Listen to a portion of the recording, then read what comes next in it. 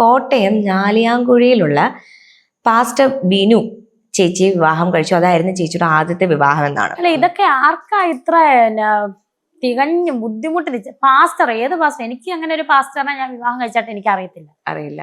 പിന്നെ പഴയ കാര്യങ്ങൾ ഞാനും സുധിച്ചേട്ടനും ഒന്നായ സമയത്ത് എൻ്റെ ലൈഫിലും പഴയ കാര്യങ്ങളുണ്ട്, സുധിച്ചേട്ടൻ്റെ ലൈഫിലുണ്ട്. ഞാനൊരു കാര്യം ചോദിച്ചോട്ടെ, ഇപ്പൊ ഈ കുത്തിപ്പൊക്കെ ഇങ്ങനെ കമന്റും ഒക്കെ വരാൻ ഇത്രയും നാളും ഒരു വിഷയം ഇല്ലാതിരിക്കുവായിരുന്നു, മനസ്സിലായോ? ഒരു പ്രശ്നം എന്നോട് ഇതുവരെ ആരും ചോദിച്ചിട്ടുമില്ല, ഇതിനെപ്പറ്റി ആരും ചോദിച്ചിട്ടില്ല.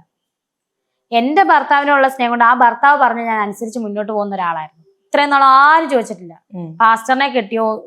കാരണം എൻ്റെ ലൈഫിൽ എന്താണ് മുന്നമേ സംഭവിച്ചത് സുധിച്ചേട്ടനോട് ഞാൻ നല്ല ക്ലാരിഫിക്കേഷൻ കൊടുത്തിട്ടുണ്ട്, അവരുടെ വീട്ടുകാരോടും പറഞ്ഞിട്ടുണ്ട്, മൂത്ത മകന് അറിവായ 12 വയസ്സുണ്ടായിരുന്നു അവനെന്ന് അവരോടും പറഞ്ഞിട്ടുണ്ട്. എന്നിട്ടാണ് ഞങ്ങൾ തമ്മിൽ കല്യാണം കഴിച്ചത്. പിന്നെ ഇവിടെ ആർക്കായി ഇത്ര ബുദ്ധിമുട്ട്?